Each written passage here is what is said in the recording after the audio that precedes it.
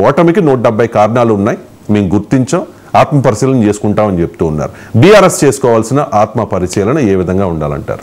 170 కారణాలు ఏంటో వాళ్ళు గుర్తిస్తే, వాళ్ళు మనకు చెప్తే మనం అందులో మార్పులు చేర్పులు చేయొచ్చు. మీరు గుర్తించినవి చెప్పండి. అందువల్ల అసలు కానీ ఇంకొక ముఖ్యమైన విషయం, ఇదేదో ఎన్నికలకు ముందే గుర్తిస్తే ఈ పరిస్థితి వచ్చేది కాదు. అందువల్ల ఎందుకంటే గత జల సేతు బంధనం అంటారు, అంటే నీళ్ళని వేయాక నువ్వు సేతు కడితే లాభం ఏంటని. బట్ స్టిల్ ఇప్పటికైనా గుర్తించడం మంచిది, ఎందుకంటే రాజకీయ పార్టీ ప్రస్థానం అది. ప్రతి ఒక ఎన్నికల్లో ఓడిపోయినంత మాత్రాన ఆ పార్టీని విషయమే చేయలేము. ఎందుకంటే ఎన్నికలు ఇది చివరి ఎన్నికలు కావు, రేపు లోక్సభ ఎన్నికలు వస్తాయి, మళ్ళీ 5 ఏళ్ళకి అసెంబ్లీ ఎన్నికలు వస్తాయి, స్థానిక సంస్థల ఎన్నికలు వస్తాయి. రాజకీయ పార్టీలు ఎక్కువ ఎన్నికలని నిరంతర పరీక్ష. అందువల్ల వారి పొరపాట్లను గుర్తించగలిగితే ఆ పార్టీకి వైటల్ లైఫ్ ఉన్నట్లు. ఏ పార్టీ అయినా తన పొరపాట్లను గుర్తించగలిగితే ఆ పార్టీ సజీవంగా ఉన్నట్టు. సో ఆ పొరపాట్లు ఏంటివి అనేది సరిగా గుర్తించగలగాలి. సో 170 కారణాలు అని మరి జనరల్గా అన్నారా, నిజంగానే 170 ఐడెంటిఫై చేశారో తెలియదు. కానీ మనకు కనబడుతున్న కారణాలు చాలా క్లియర్గా ఉన్నాయి. ఒకటి, పార్టీ యంత్రాంగం పైన, ఎమ్మెల్యేల పైన అవినీతి ఆరోపణలు తీవ్ర స్థాయిలో ఉన్నాయి. వారు అడ్డగోలుగా ఈ 10 ఏళ్లలో సంపాదించారని అందరిపైన లేకపోవచ్చు, కానీ సిగ్నిఫికెంట్ నెంబర్ ఆఫ్ ఎమ్మెల్యేస్ పైన, పార్టీ దిగువ స్థాయి యంత్రాంగం పైన కామన్గా ఉన్న ఆరోపణ ఏంటంటే ఈ 10 ఏళ్లలో అడ్డగోలుగా సంపాదించారు. సంపాదించడమే కాదని విజిబుల్ డిస్ప్లే ఆఫ్ వెల్త్, తన అక్రమ సంపాదనను ప్రదర్శించుకుంటున్నారు, ప్రజలకు దూరం అయ్యారు అనేది మొదటి విమర్శ. అందువల్ల పార్టీ యంత్రాంగాన్ని ప్రక్షాళన చేసి ఆ యంత్రాంగాన్ని ప్రజలకు చేరువయ్యేలా చేయడం అనేది ఒక ముఖ్యమైన అంశం బీఆర్ఎస్కు. రెండవది, కేసీఆర్ వ్యవహార సరళి. అది ప్రజలకు కలవడు, ప్రజల్ని కలవడు, ఎమ్మెల్యేలను కూడా కలవడు అనే భావన బలంగా జనానికి వెళ్ళింది.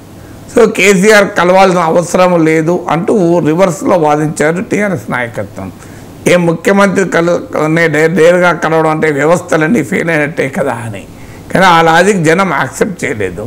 సో అందువల్ల ముఖ్యమంత్రి వ్యవహార సరళి, ఆయన ప్రజలతో మమేకం కావడము, కలవడము, శాసనసభ్యులతోని, పార్టీ యంత్రాంగంతో నిరంతరం కలవడం అనేది రెండవ ముఖ్యమైన అంశం. మూడవ ముఖ్యమైన అంశం ఏంటంటే డెమోక్రటిక్గా నువ్వు ఫంక్షన్ చేస్తున్నావు అన్న భావన ప్రజలకు కలగాలి. అంటే అది పాలసీగా కానీ వ్యక్తిగత ప్రవర్తనలో కానీ. ఇవాళ మీరు కొత్త ప్రభుత్వం వచ్చాక సెక్రటేరియట్కి ఎవరైనా పోగలుగుతున్నారు, ప్రగతి భవన్లోకి పోగలుగుతున్నారు. మరి ఈ చిన్న పని గత ప్రభుత్వం ఎందుకు చేయలేకపోయింది? ఏం సెక్రటేరియట్లకు ఎవరైనా పోతే ఏమవుతుంది? కొంపలు ముడతాయా? ఏం బాంబులు పెడతారా సెక్రటేరియట్లకు?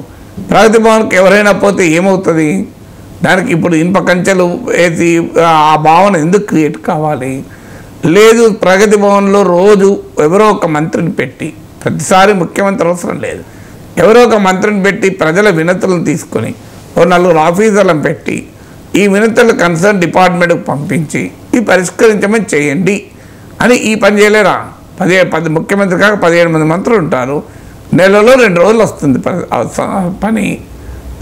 ఆ 2 రోజులు ఒకవేళ మంత్రులు లేని పరిస్థితులు ఉంటే దీని కొరకు ఒక ప్రత్యేకమైన వ్యవస్థ ఏర్పాటు చేసి పొలిటికల్గా, అడ్మినిస్ట్రేటివ్గా ఇంకో కేసీఆర్ తరఫున వీరు టీం రిసీవ్ చేసుకుంటారు అని ఈ పని చేసి ఉంటే ఈ అభ్యంతరం వచ్చేది కాదు కదా. 500 మంది అయినా 1000 మంది అయినా ప్రగతి భవన్లకు ఎవరైనా ఎంటర్ కావచ్చు అంటే.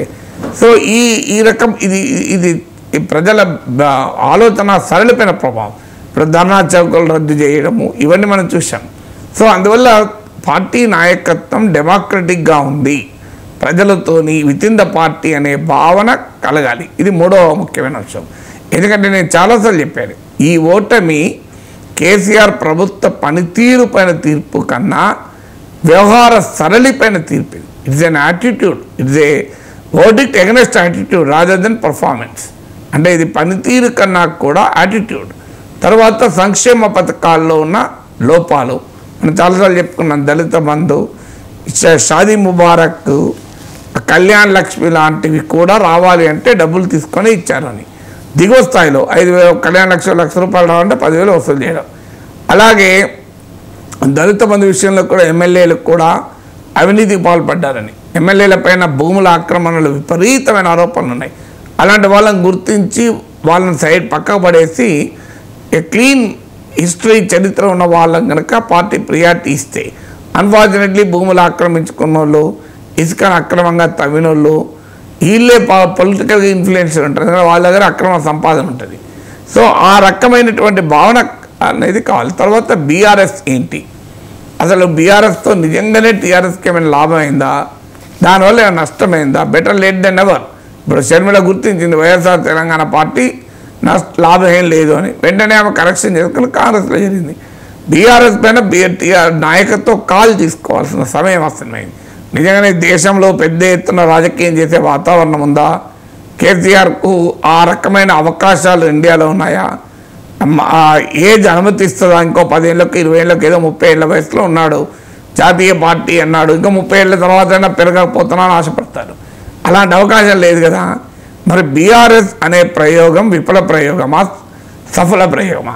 దాన్ని కంటిన్యూ చేయడం వల్ల నిజంగానే తెలంగాణలో టీఆర్ఎస్కి లాభమైందా అనేది కనుక విచారించగలిగితే బెటర్ లేట్ దెన్ నెవర్. ఒక ప్రాజెక్ట్ మొదలుపెట్టాం, అనుకోకుండా ఆ ప్రాజెక్టు సక్సెస్ కాలేదు. So will close that project. మాకు మళ్ళీ మేము టీఆర్ఎస్కి వెనక్కి వస్తామని అంటారా? సో ఎందుకంటే ఈ బీఆర్ఎస్ అనేది లింగరింగ్. అది రేపు ఎలక్షన్లో అడుగుతారు, ఏమైంది బీఆర్ఎస్, ఎక్కడుంది, ఏ రాష్ట్రంలో ఉంది, తెలంగాణతో పేగుబంధం పోయింది, తెలంగాణ అస్తిత్వం ఎలా మాట్లాడుతావు? ఇప్పుడు ఇన్ని విమర్శలు ఎదుర్కోవాల్సిన పరిస్థితి వచ్చింది. బీఆర్ఎస్ ఎందుకు పెట్టారో ఎవరికీ తెలియదు, దాంతో ఏం జరుగుతుందో ఎవరికి అర్థం కాని పరిస్థితి. నిజంగానే 2024 ఎన్నికలు కాదు, 29 ఎన్నికలకైనా ఏమైనా చేయగలుగుతుందా? ఆ అవకాశం ఉంటే కంటిన్యూ చేయడం, లేదంటే come back to the original form. లేదంటే మేము పొరపాటున అంచనా వేసాం, we will dedicate to Telangana people, తెలంగాణ ప్రజలకే మేము అంకితమవుతాం అని ఒక స్టాండ్ తీసుకొని చెప్పగలిగే ధైర్యం కూడా రాజకీయ నాయకత్వానికి ఉండాలి. సో అందువల్ల కేవలం కొన్ని అంశాలపైన, ముఖ్యంగా జాబ్స్ పైన పెద్ద ఎత్తున ఆ పార్టీ విమర్శలు ఎదుర్కొంది. ఉద్యోగాల కల్పనలో ఆ రకమైన కేంద్రీకరణ లేదండి. పెట్టుబడులు ఆహ్వానించడంలో కేంద్రీకరణ ఉంది, సంక్షేమ పథకాల అమల్లో కేంద్రీకరణ ఉంది. కానీ ఉపాధి అవకాశాల కల్పనలో కేవలం ప్రభుత్వ ఉపాధి మేము కల్పించాము, ప్రైవేట్ ఉద్యోగాలు కల్పించామన్నా. మరి ప్రజలు ఎందుకు భావించారలా? ప్రజల్లో ఆ రకమైన వ్యతిరేకత యంగర్ ఓటర్స్లో ఎందుకు ఉంది? దీన్ని గుర్తించగలగాలి. ఆనెస్ట్ రీఅప్రైజల్, మేము గవర్నమెంట్లో ఉన్నప్పుడు చేసిన పని ఏంటి, ఏం చేయాలి, ఇక ముందు కాన్ఫిడెన్స్ క్రియేట్ చేసినందుకు ఏం చేయాలి అనేటువంటి ఆలోచనలు చేయాలి. తర్వాత ఇతర పార్టీలను చీల్చి చెండాడితే శాశ్వతంగా అధికారం ఉంటుందన్న భ్రమలో టీఆర్ఎస్ ఉంది, ప్రతిపక్షం లేకుండా చేస్తే. కానీ ఏం జరిగింది? ప్రతిపక్షం లేకుండా చేసినా ప్రతిపక్షం పుట్టింది. సో అందువల్ల ఈ రకమైన రాజకీయాలు అంటే ప్రత్యర్థి పార్టీలను చీల్చి చెండాడి తన బలాన్ని నిలుపుకోవాలి అనే రాజకీయాన్ని ఇక ముందు చేయాలా వద్దా? కానీ ప్రజలు అంగీకరించలేదు. మీరు వాళ్ళు చూడండి, పార్టీ ఫిరాయించిన టీఆర్ఎస్ ఎమ్మెల్యేలు చాలామంది ఓడిపోయారు ఎలక్షన్స్లో. సో ఇలా ఒక్కొక్క ఫ్యాక్టర్ను నిజంగానే స్టడీ చేసి 170 కారణాలు వెతుకుంటే బీజేపీతో అవగాహన స్పష్టంగా బీఆర్ఎస్ ప్రజలకు చెప్పాలి. బీజేపీతో కలవడం లేదు అని ఎంత చెప్పినా ప్రజలు నమ్మే పరిస్థితి లేదు. మీకు అసెంబ్లీ ఎన్నికల్లో బాగా దెబ్బతీసింది. కారణం ఏంటంటే ఎప్పుడు బీజేపీని తిడతారో తెలియదు, ఎప్పుడు మౌనంగా ఉంటారో తెలియదు, సడన్గా మోడీ పైన విరుచుకుపడతారు, సడన్గా అంతా ఆగిపోతుంది, మరి మోడీ గురించి మాట్లాడరు. సో ఈ రకమైన వోలటైల్ వైఖరి ప్రజలు యాక్సెప్ట్ చేయరు. అందువల్ల ప్రజలకు అనుమానం కలగడానికి కారణమైంది. అందువల్ల రాజకీయ వైఖరిలో పారదర్శకత, స్పష్టత ఉండాలి. బీజేపీ పట్ల టీఆర్ఎస్ వైఖరి ఏంటి? మిత్రపక్షంగా భావిస్తున్నారా లేదా, లేదు వైరుపక్షంగా భావిస్తున్నారా? ఈ స్పష్టత లేకపోతే ఏమవుతుందంటే ప్రజలు ఆటోమేటిక్గా క్వశ్చన్ చేస్తూనే ఉంటారు.